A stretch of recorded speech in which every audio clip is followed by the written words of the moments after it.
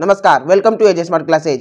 तो आज हम आपके लिए लेके आए कक्षा 10 आरबीएससी यानी राजस्थान माध्यमिक शिक्षा बोर्ड कक्षा 10 के लिए मॉडल पेपर सेकंड, वो भी गणित विषय का। हाँ साथियों, आज की वीडियो में बात करेंगे गणित विषय के मॉडल पेपर सेकंड की। इससे पहले हमने जो मॉडल पेपर फर्स्ट है बोर्ड द्वारा जारी, उसका सॉल्यूशन यानी उसका पूरा हल करवा दिया है। उसका वीडियो आपने नहीं देखा तो डिस्क्रिप्शन में आपको लिंक मिलेगी, वहां से जाके आप देख सकते हैं। आज की वीडियो में हम पेपर सेकंड की बात करेंगे, जो कि आपके बोर्ड परीक्षा के लिए काफी उपयोगी रहेगा। इसमें से आपको काफी क्वेश्चन बोर्ड परीक्षा में देखने को मिल सकते हैं। जिन विद्यार्थियों को पता नहीं है कि मॉडल पेपर क्या होता है, उनको मैं बता दूं, मॉडल पेपर एक ऐसा पेपर होता है जो कि हूबहू आपके बोर्ड परीक्षा जैसा होता है। बोर्ड परीक्षा में क्वेश्चन कैसे आएंगे, किस टाइप से आएंगे, फर्स्ट क्वेश्चन कैसा होगा, सेकंड क्वेश्चन कैसा होगा, यानी कौन कौन से चैप्टर से कैसे कैसे क्वेश्चन आ सकते हैं, वो ये आपको मॉडल पेपर में बताया जाता है। इसलिए आज का वीडियो आपके लिए काफी ज्यादा इंपॉर्टेंट है। इसे लास्ट तक देखें साथियों, और अपने सभी दोस्तों को शेयर करें ताकि वो भी हमारे साथ इस पढ़ाई में जुड़ सके। ठीक है साथियों, तो आप देख सकते हैं जो आपकी बोर्ड परीक्षा का पैटर्न रहेगा कुछ इस प्रकार का रहेगा। पूर्णांक की बात करें तो 80 नंबर का आपको पूर्णांक देखने को मिलेगा, क्योंकि आपको पता है जो आपका पेपर होता है टोटल 100 नंबर का होता है, उसमें से 80 तो यहाँ से आ जाएंगे। और रही 20 नंबर की बात, वो आपके विद्यालय द्वारा सत्रांक भेजे जाते हैं।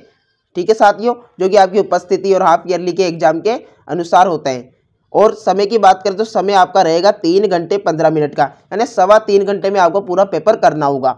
ओके, ठीक है साथियों, अगर आज का वीडियो आप पूरा देख लेते हैं अच्छे तरीके से तो आपकी प्रैक्टिस होगी और आपको पता चलेगा कि एग्जाम में क्वेश्चन किस प्रकार से आ सकते हैं। कई बार क्या होता है साथियों कि बुक के क्वेश्चन ना देख के बुक के क्वेश्चन से क्वेश्चन बनाए जाते हैं, यानी उनका टाइप चेंज कर दिया जाता है। अगर आप उनकी प्रैक्टिस करेंगे तो साथियों हो सकता है आपकी बोर्ड परीक्षा में रिजल्ट थोड़ा कम रहे। आपको ऐसे पेपर के वीडियो भी देखते रहने चाहिए। हम रोजाना आपके लिए ऐसे वीडियो लाएंगे। तो आइए शुरू कर लेते हैं आज का हमारा ये वीडियो। तो यहाँ पर आप देखेंगे तो आपको सबसे पहले स्टार्ट होता है खंड यानी सेक्शन ए। इसमें आपको वस्तुनिष्ठ क्वेश्चन दिए गए यानी ऑप्शन वाले, जिसमें आपका फर्स्ट क्वेश्चन आता है इसका पॉइंट का 1 का, वह बोल रहा है दो संख्याओं का गुणनफल 1080 है, उनका महत्तम समापवर्तक यानी जिसे साथियों हम क्या बोलते हैं एचसीएफ बोलते हैं। क्या बोलते हैं एचसीएफ, कितना है 30 है। तो उनका लघुत्तम समापवर्तक यानी कि उनका क्या निकालो साथियों एलसीएम निकालना है। ठीक है, महत्तम समापवर्तक आपके एचसीएफ को बोलते हैं और लघुत्तम समापवर्तक आपके एलसीएम को बोलते हैं। ठीक है, याद रहेगा। ओके, याद रखना है। तो साथियों आपको इसके लिए एक सूत्र पता होना बहुत ही जरूरी है, क्योंकि उस सूत्र से ही आपका आंसर आ पाएगा। आपको पता होना चाहिए कि दो संख्या है, जैसे मान लीजिए प्रथम संख्या ए है और दूसरी संख्या बी है, दो संख्याओं का गुणनफल बराबर होता है एचसीएफ गुणा एलसीएम के।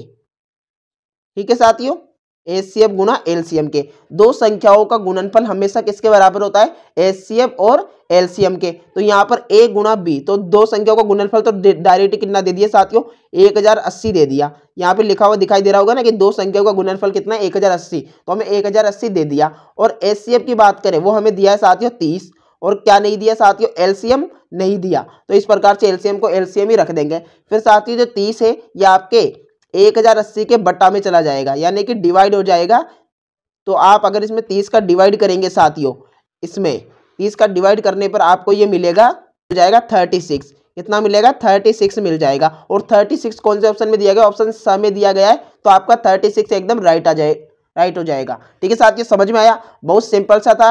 आपको याद रखना है ये वाला फॉर्मूला कि दो संख्याओं का गुणनफल किसके बराबर होता है एचसीएफ गुना एलसीएम के। दोनों में से एक दिया था उसका डिवाइड कर दिया बराबर के साइन के इधर लाकर। ठीक है, मल्टीप्लाई में था तो इधर की साइड डिवाइड में आ गया। डिवाइड देने पे हमारे पास आ गया 36, जो कि ऑप्शन स में था वो एकदम राइट हो गया।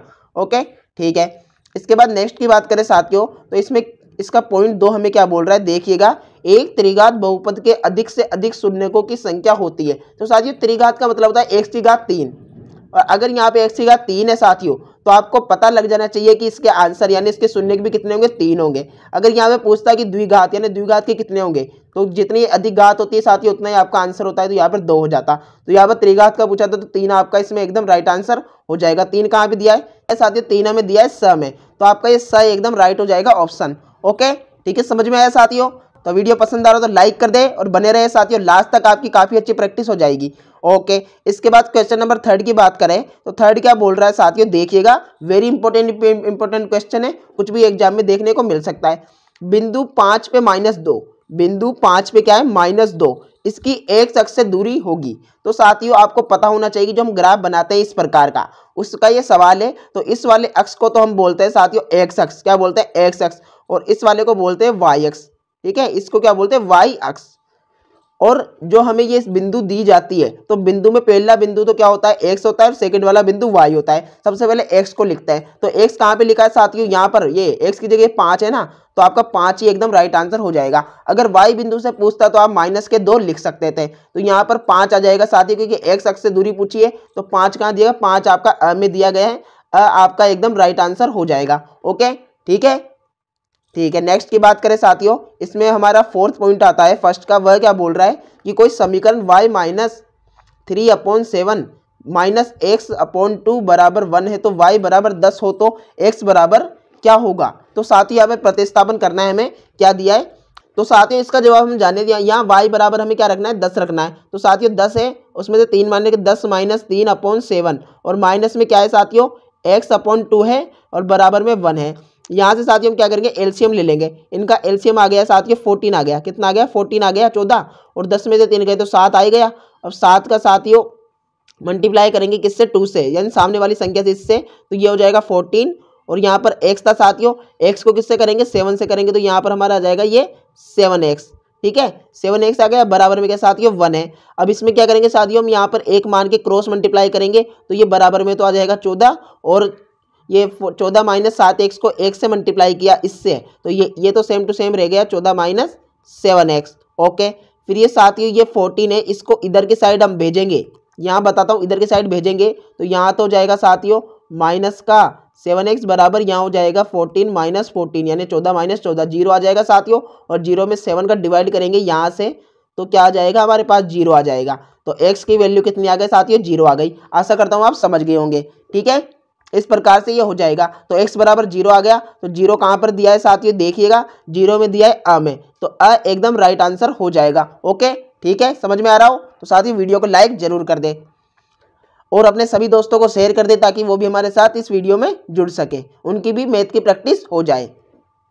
इसके बाद हम बात करें नेक्स्ट की, तो इसमें साथियों 5th पॉइंट आता है, वह बोल रहा है px² plus qx plus r बराबर 0 में px बराबर नहीं है 0 के मूल समान होंगे यदि। तो साथियों मूल समान कब होंगे, तो आपको याद रखना है, जब p बराबर 0 नहीं होगा तब q² बराबर होगा 4pr के। ठीक है, ये इसमें आपका एकदम राइट आंसर हो जाएगा, आपको ये याद रखना है। ये फॉर्मूले है साथियों बुक के, जो कि आपको पढ़ने पड़ेंगे। ओके, ठीक है। इसके बाद नेक्स्ट की बात करें, तो इसका 6th पॉइंट आता है साथियों, वह बोल रहा है, काफी ज्यादा इंपॉर्टेंट है, इसका 6th पॉइंट भी देखिएगा साथियों। क्या बोल रहा है 6th पॉइंट है, समांतर श्रेणी, जिसे हम एपी भी बोलते हैं साथियों, 4, 10, 16, 22 का प्रथम पद और सार्वंतर क्या होगा। प्रथम पद की बात करें साथियों, वो तो आपका हो जाएगा 4 हो जाएगा, क्या हो जाएगा 4। ठीक है, जो सबसे पहले आता है स्टार्टिंग में वो आपका प्रथम पद होता है, जिसे आप ए भी लिखते हैं, तो ए बराबर तो 4 हो जाएगा। 4 दो जगह दिया है साथियों, एक यहाँ पर भी एक यहाँ पर भी, तो हम सबसे पहले डी निकाल लेते हैं, ताकि 4 के साथ क्या आएगा वो हमें पता लग जाए। तो डी निकालने का सूत्र होता है साथियों A2 माइनस, क्या होता है यहाँ पर A2 माइनस A1 होता है डी निकालने का सूत्र। तो A2 साथियों ये होता है सेकंड पद, जो कि कितना दिया है 10 दिया है, और प्रथम पद क्या दिया है 4 दिया है। तो 10 में से 4 माइनस कर देंगे तो कितना आ जाएगा 6 आ जाएगा, 6 आ जाएगा ना साथियों। तो 6 क्या हो जाएगा 4, 6 आपका एकदम राइट आंसर हो जाएगा ब, क्या हो जाएगा ब आपका एकदम राइट आंसर हो जाएगा, कि प्रथम पद तो 4 हो गया, और सार्वंतर की बात करें तो सार्वंतर आपका हो गया 6। ओके, तो ब इसमें एकदम राइट आंसर हो जाएगा। ठीक है, इसके बाद नेक्स्ट की बात करें, तो नेक्स्ट क्वेश्चन दिया है हमें त्रिकोणमिति प्रश्नावली से, tan 45 प्लस cot 45 का मान क्या होगा। tan 45 प्लस cot 45 का मान क्या होगा वो हमें बताना है। तो ऐसे सवाल करने के लिए आपको त्रिकोणमिति सारणी याद होनी चाहिए, जिसमें आपको 0, 30, 45, 60, 90 के कोणों का मान दिया गया था। ठीक है ना, तो यहाँ पर साथियों में बता दूं tan 45 का जो मान होता है वो होता है, 1 मिनट साथियों इससे हटा ले, जो tan 45 का मान होता है वो कितना होता है वो आपको पता होना चाहिए, 1 होता है। क्या होता है 1 होता है। और cot 45 की भी मान बात करें तो वो भी साथियों 1 होता है, यानी 1 + 1 आपका हो जाएगा 2। क्या हो जाएगा साथियों 2। तो आपका इसमें 2 एकदम राइट आंसर हो जाएगा ब में, इसमें ब में आपका एकदम राइट आंसर हो जाएगा 2। ओके, ठीक है साथियों, त्रिकोणमिति सारणी आपको याद करनी होगी, उसको बनाने का तरीका भी मैं आपको जल्द बता दूंगा, बहुत ही सरल तरीका सबसे हटके साथियों। ठीक है, इसलिए आप चैनल पे बने रहे, इसको सब्सक्राइब करके रखें साथियों, ताकि आपकी मदद हो सके। ओके, इसके बाद साथियों नेक्स्ट की बात करें, तो नेक्स्ट बोल रहा है हमें इसका 8th पॉइंट, वो क्या बोल रहा है, एक वृत्त के बाह्य बिंदु से खींची गई अधिकतम स्पर्श रेखाएं हैं। तो बाह्य बिंदु से स्पर्श रेखाएं खींचनी है साथियों, हम बताना है कितनी होती है। तो मान लीजिए कोई आपका वृत्त है, ये बाहर कोई बिंदु दे दिया, इससे साथियों एक तो हम इस प्रकार से इस पर रेखा खींच सकते हैं और एक इस प्रकार से। इस प्रकार से तो होगी नहीं ना साथियों, अगर मैं यहाँ से खींचूंगा इस प्रकार से तो वो तो साथियों इसको छेदक रेखा हो जाएगी, स्पर्श रेखा नहीं होगी। तो कितनी साथियों, आपकी फर्स्ट और सेकंड केवल 2 स्पर्श रेखाएं खींची जा सकती है बाह्य बिंदु से। आपको चित्र द्वारा मैंने यहाँ पे समझा दिया, तो ब आपका एकदम राइट आंसर हो जाएगा 2। ठीक है, 2 स्पर्श रेखाएं हम खींच सकते हैं, 2 स्पर्श रेखाएं हम खींच सकते हैं। ओके, इसके बाद बात करें नेक्स्ट की 9th पॉइंट क्या बोल रहा है साथियों, देखिएगा। एक वृत्त की त्रिज्या 7 सेंटीमीटर है तो उसका क्षेत्रफल ज्ञात कीजिए। तो साथियों वृत्त का जो क्षेत्रफल होता है उसका फॉर्मूला आपको पता होगा, वो होता है पाई आर स्क्वायर, होता है पाई आर स्क्वायर। तो ये हो जाएगा आपका 22/7 और आर का स्क्वायर करें यानी 7 × 7, क्योंकि आर हमें 7 दे रखी है तो 2 बार लिख देंगे स्क्वायर में। 7 से साथियों 7 हम इस प्रकार से डिवाइड में काट देंगे, फिर 22 को मल्टीप्लाई करेंगे 7 से, तो 7 से मल्टीप्लाई करने पे साथियों हमारा कितना आ जाएगा, 154 आ जाएगा। कितना आ जाएगा, 154, यानी 154 इसमें आ जाएगा। तो ऑप्शन एकदम राइट आंसर हो जाएगा। ठीक है साथियों, समझ में आया। ओके, बात करें नेक्स्ट की 10 पॉइंट क्या बोल रहा है साथियों, एक बेलनाकार बोतल का व्यास 10 सेंटीमीटर है। एक बेलनाकार बोतल का व्यास कितना है, 10 सेंटीमीटर है। यदि उसमें 14 सेंटीमीटर ऊंचाई का द्रव भरा हो तो द्रव का आयतन ज्ञात कीजिए। तो साथियों द्रव का आयतन ज्ञात करना है तो आपको बेलन का आयतन ज्ञात होना चाहिए कि बेलन के आयतन का फॉर्मूला क्या होता है आपको पता होगा, पाई आर स्क्वायर एच होता है। क्या होता है, पाई आर स्क्वायर एच। ओके, यहाँ पर पाई का मान तो साथियों 22/7 हो जाएगा। आर की बात करें साथियों तो अगर आप यहाँ 10 लिखते हैं तो आपका गलत हो जाएगा, क्योंकि 10 तो हमें व्यास दिया गया है साथियों, तो व्यास का आधी यानी व्यास की आधी क्या होती है, त्रिज्या होती है।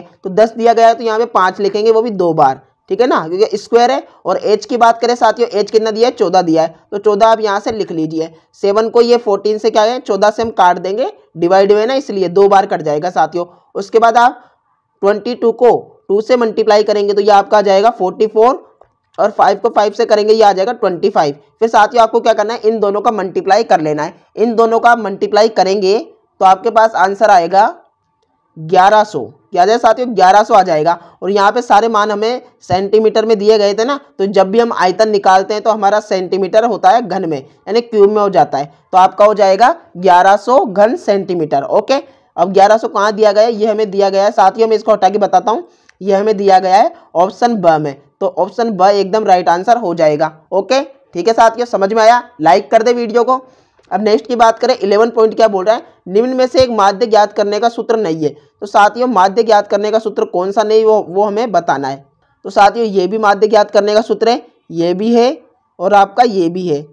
तो कौन सा नहीं है साथियों, इस प्रकार का कोई फॉर्मूला ही नहीं है साथियों। तो यह इसमें आपका गलत हो जाएगा कि ये माध्य ज्ञात करने का फॉर्मूला नहीं है। ओके, ठीक है। अब नेक्स्ट की बात करें साथियों, इसका 12 पॉइंट आता है, फर्स्ट का ये लास्ट है साथियों, इसके बाद नहीं है, इसके फर्स्ट के पॉइंट ये आता है, निम्नलिखित में से कौन सी संख्या किसी घटना की प्रायिकता नहीं हो सकती। 0.7 भी हो सकती है, 15% भी हो सकती है, 2/3 भी हो सकती है। लेकिन साथियों ये हमें काय में दी गई है, माइनस में दी गई है। और आप याद रखिए प्रायिकता कभी भी ऋणात्मक नहीं होती है, ये 0 से स्टार्ट होती है और 1 पे जाके खत्म होती है, 0 से 1 के मध्य ही हो सकती है, कभी भी माइनस में नहीं होगी। ओके, ठीक है साथियों, समझ गए होंगे, आपका इसमें ब एकदम राइट आंसर हो जाएगा।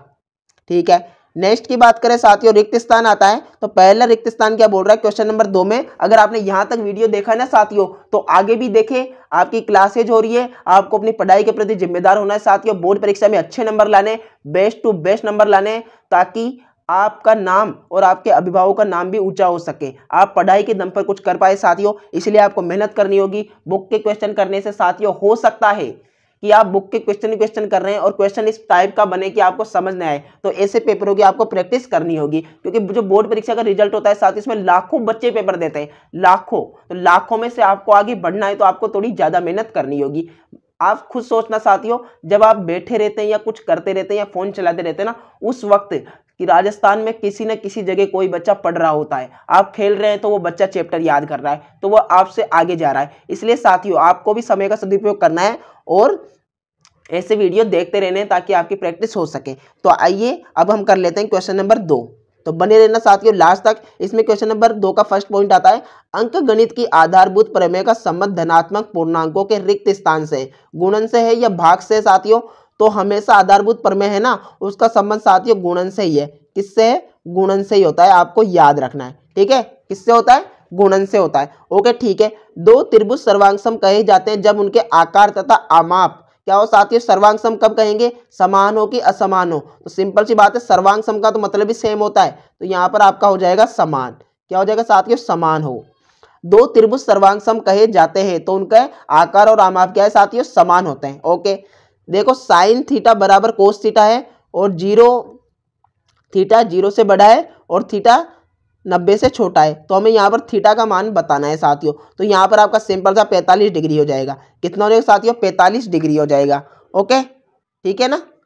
ओके इसके बाद नेक्स्ट की बात करें साथियों, इसमें हमारा ये जो पॉइंट आता है अगला, वो बोल रहा है किसी अर्धवृत्त में बना कोण होता है अधिक कोण होता है या समकोण होता है साथियों।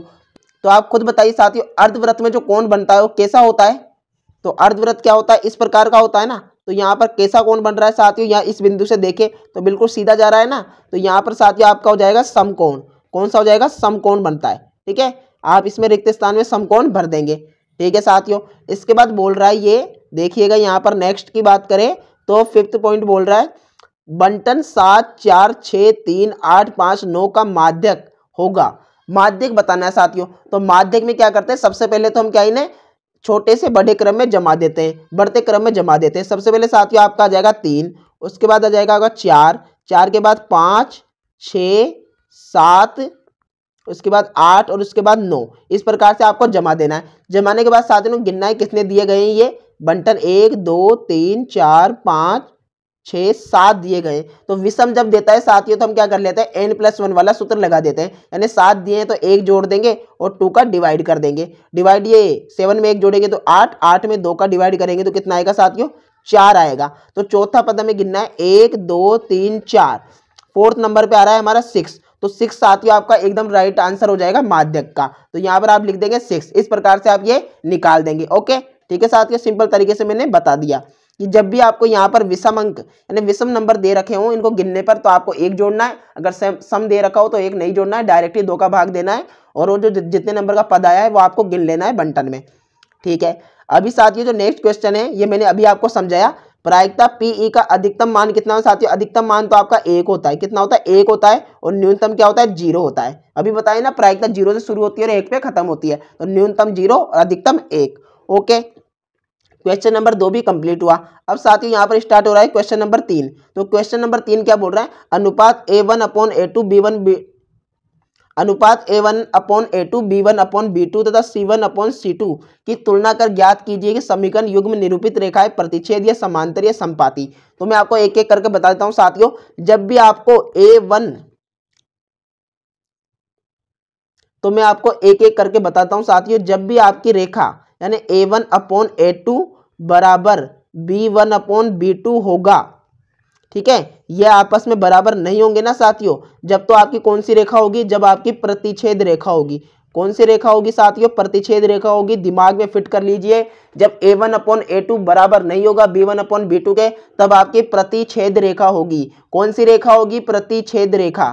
ठीक है, और जब साथियों A1/A2 बराबर B1/B2 तो होंगे, एक मिनट साथियों, B1/B2 तो होंगे और बराबर नहीं होंगे C1/C2 के। क्या, C1/C2 के। तो आपके साथियों यहाँ पर समांतर रेखा होगी।